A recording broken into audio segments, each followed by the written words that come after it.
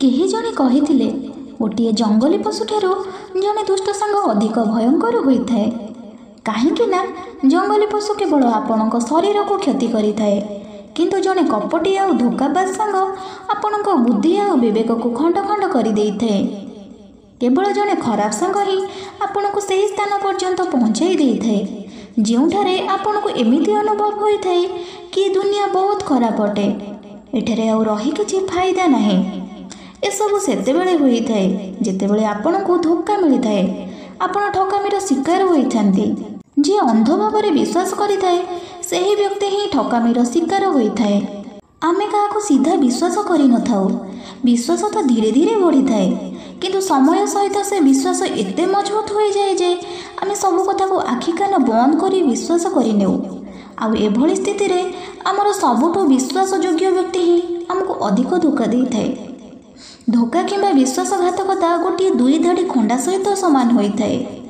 आमको एमिति लागिथाए जेमिति आमे काहाको धोका देई ताको बोका बनै देलु, किंतु ए कपटी तलवार सामना वाला व्यक्तिर गला सेतिकी ही काटिथाए जेतिकी गला आमर भविष्यत रे मध्य काटिथाए। थरे जणे युवक बहुत क्रोधित अवस्था रे थिला। सबुआडू धोका खाइबा परे से आत्महत्या करने चाहूला। तेणु से गोटे पहाड़र शिखर उपरको चढ़ीगला और सेठारे चित्कार करी जोर रे कहला जे दुनिया एते खराब काहेकि, एठारे समस्ते एते स्वार्थपर काहेकि, कौन मोर जीवन बंचिबार कौनसी उद्देश्य नहीं। सही समय से पहाड़ उपरे ध्यान रे बसिथिबा जणे साधुंको कानरे युवकर चित्कार सुबिला। युवकर चित्कार शुणी से एकदम बुझी सारी थिले जे युवक जनक एटाको आत्महत्या करने को आसीछि।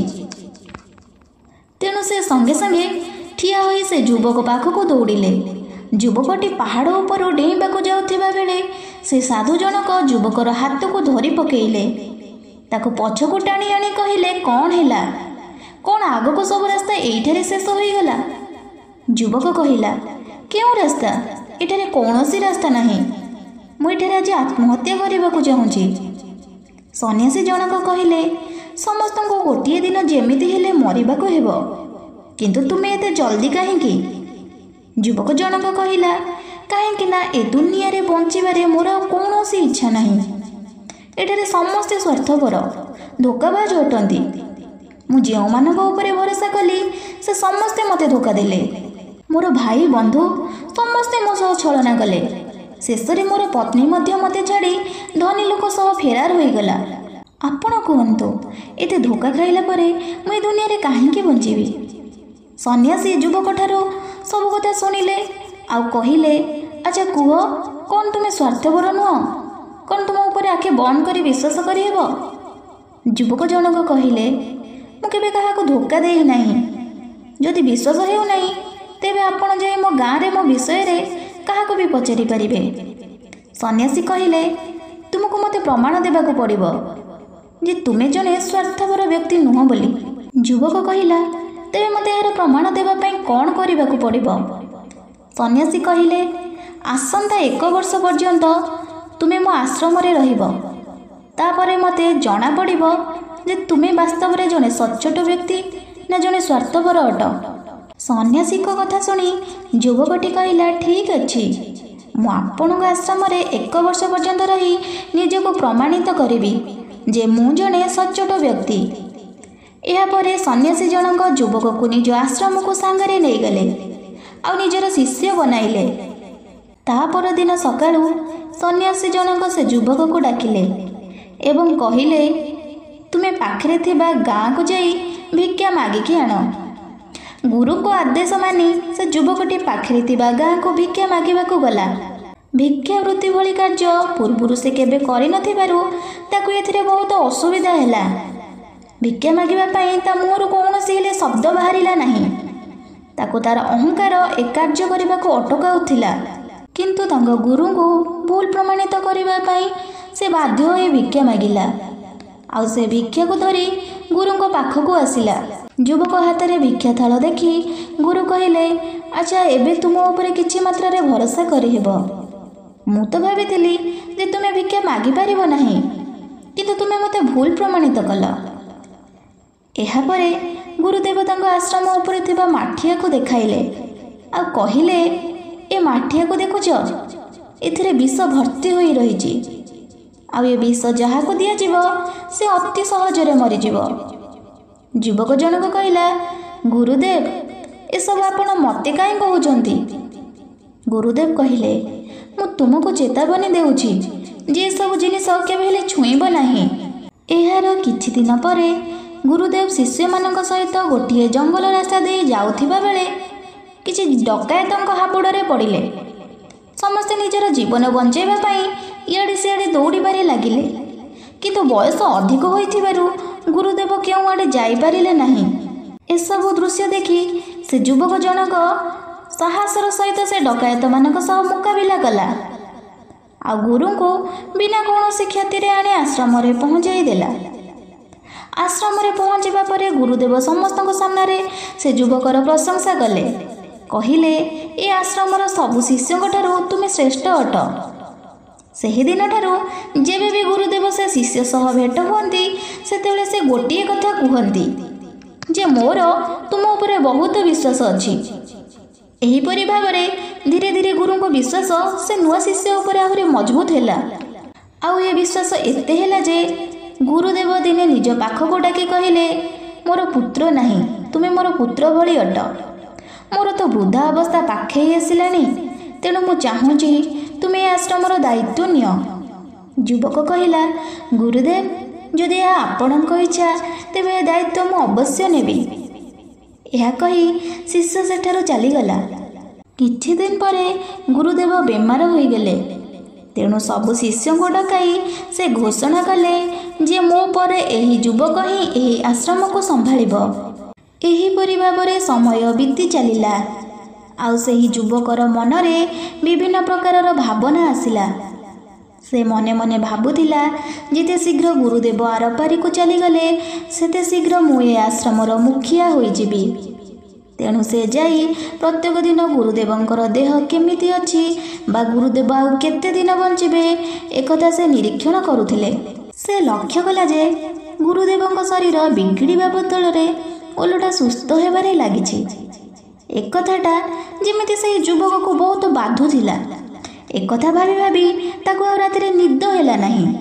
ତେଣୁ ତା ମନରେ ପାପ ଚିନ୍ତା ଆସିଲା ଯେ କେମିତି ଗୁରୁଦେବଙ୍କୁ ରାସ୍ତାରୁ ହଟେଇବାକୁ ପଡ଼ିବ। କେବେ କେବେ ତ ସେ ଭାବୁଥାଏ ଯେ ଗୁରୁଦେବଙ୍କୁ ନଦୀରେ ଠେଲି ମାରିଦେବା ପାଇଁ, କିନ୍ତୁ ପୁଣି ଭାବୁଥାଏ ନାଇଁ ନାଇଁ, ଗୁରୁଦେବ ତ ବହୁତ ଭଲରେ ପହଁରିବା ଜାଣିଛନ୍ତି। ପୁଣି ଆଉ କେବେ ଭାବେ ଯେ ଗୁରୁଦେବଙ୍କୁ ତଣ୍ଟି ଚିପି ହତ୍ୟା କରିଦେବି, ଯେମିତି ଏକଥା କେହି ହେଲେ ଜାଣିପାରିବେ ନାହିଁ। କିନ୍ତୁ ପରେ ଭାବିଲା ଯେ ନାଇଁ ନାଇଁ, ଯଦି ଏଇ କଥା କିଏ ଜାଣିନେଲା ତେବେ ସବୁ ଗଡ଼ବଡ଼ ହୋଇଯିବ। ତେଣୁ ମୋତେ କିଛି ଏମିତି ଉପାୟ ଖୋଜିବାକୁ ପଡ଼ିବ ଯେଉଁଥିରେ ଗୁରୁଦେବ ମରିଯିବେ ଆଉ ସମସ୍ତଙ୍କୁ ଏହା ଲାଗିବ ଯେ ଏହା ଈଶ୍ୱରଙ୍କ ଇଚ୍ଛା ଥିଲା। ଏହିପରି ଭାବରେ କିଛି ଦିନ ଭାବି ଭାବି ତାର ସେହି ମାଠିଆ କଥା ମନେ ପଡ଼ିଲା, ଯେଉଁ ମାଠିଆରେ ବିଷ ଭରି ରହିଥିବାର କଥା ତାକୁ ଗୁରୁଦେବ ହିଁ କହିଥିଲେ। ତେଣୁ ସେ ଭାବିଲା ଯେ ଏହି ବିଷ ଗୁରୁଦେବଙ୍କୁ ଦେଇଦେଲେ ଏକଥା କେହି ଜାଣିପାରିବେ ନାହିଁ ଯେ ଗୁରୁଦେବ କେମିତି ମଲେ। ତା ପରଦିନ ସେ ମାଠିଆରୁ ଗୁପ୍ତ ଭାବରେ ବିଷ ଚୋରି କରି ଗୁରୁଦେବଙ୍କର ଖାଦ୍ୟରେ ମିଶାଇ ଦେଲା। ଗୁରୁଦେବ ସେହି ଖାଦ୍ୟ ଖାଇ ରାତିରେ ଶୋଇପଡ଼ିଲେ, କିନ୍ତୁ ସକାଳୁ ଗୁରୁଦେବ ଉଠିଲେ ନାହିଁ। ସବୁ ଶିଷ୍ୟ ଯାଇ ଦେଖିଲେ ଯେ ଗୁରୁଦେବ ଆଉ ନାହାନ୍ତି। ଏକଥା ଜାଣି ସେ ଯୁବକ ଜଣକ ବହୁତ ଖୁସି ହୋଇଗଲା, କାରଣ ତା ରାସ୍ତାର କଣ୍ଟା ସଫା ହୋଇଯାଇଥିଲା। ଏହାପରେ ସେ ଆଶ୍ରମର କାର୍ଯ୍ୟକୁ ସମ୍ଭାଳିବା ଆରମ୍ଭ କରିଥିଲା। ସେହି ଆଶ୍ରମର ଜଣେ ପୁରୁଣା ଶିଷ୍ୟ ଏହିସବୁ ଘଟଣା ଅତି ଗମ୍ଭୀରତାର ସହ ଦେଖୁଥିଲା। ସେ ସଙ୍ଗେ ସଙ୍ଗେ ଭିତରକୁ ଗଲା ଏବଂ କିଛି ଔଷଧ ଆଣିଲା ଆଉ ସାଙ୍ଗେ ସାଙ୍ଗେ ଗୁରୁଦେବଙ୍କୁ ଖୁଆଇ ଦେଲା। କିଛି ସମୟ ପରେ ଗୁରୁଦେବ ପୁଣି ହୋସ୍କୁ ଆସିଲେ ଆଉ ଉଠିକରି ବସି ପଡ଼ିଲେ। ଗୁରୁଦେବଙ୍କୁ ପୁଣି ଥରେ ଜୀବିତ ଦେଖି ସେ ଯୁବକର ପାଦ ତଳୁ ମାଟି ଖସିଗଲା ଭଳି ଲାଗିଲା। ସେ ବହୁତ ଅସ୍ତବ୍ୟସ୍ତ ହୋଇପଡ଼ିଲା ଯେ ଏ କେମିତି ସମ୍ଭବ ହୋଇପାରେ।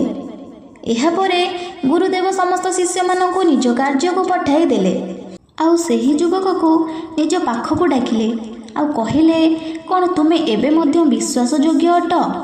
କ'ଣ ତୁମେ ମୋତେ ଧୋକା ଦେବ ନାହିଁ? ଯୁବକ ଜଣକ ଗୁରୁଙ୍କ ପାଦ ତଳେ ପଡ଼ିଗଲା ଆଉ କହିଲା, ଗୁରୁଦେବ, ମୁଁ ଜାଣିନି ଅପରାଧ ମୁଁ କେମିତି କଲି। ମୁଁ ଆଜି ପର୍ଯ୍ୟନ୍ତ କାହାକୁ ବି ଧୋକା ଦେଇ ନଥିଲି। ଗୁରୁଦେବ କହିଲେ, ତୁମେ ମୋତେ କେବେ ବି ଧୋକା ଦେଇପାରିବ ନାହିଁ, କାହିଁକି ନା ମୁଁ ତୁମକୁ କେବେ ବିଶ୍ୱାସ ହିଁ କରିନାହିଁ। ମୁଁ କାହାକୁ ବି ବିଶ୍ୱାସ କରେ ନାହିଁ। ମୁଁ କେବଳ ତା ଉପରେ ବିଶ୍ୱାସ କରେ ଯାହା ମୁଁ ଆଖିରେ ଦେଖିଥାଏ। ଆଉ ମୁଁ ତୁମ ଭିତରର ଲୋଭକୁ ଦେଖିବାକୁ ଚାହୁଁଥିଲି। ତୁମକୁ ଜାଣିଶୁଣି ଓ ଲୋଭ ଦେଖାଇଲି, କାହିଁକି ନା କାହାକୁ ଧୋକା ଦେବାର କେବଳ 3ଟି ହିଁ କାରଣ ହୋଇଥାଏ।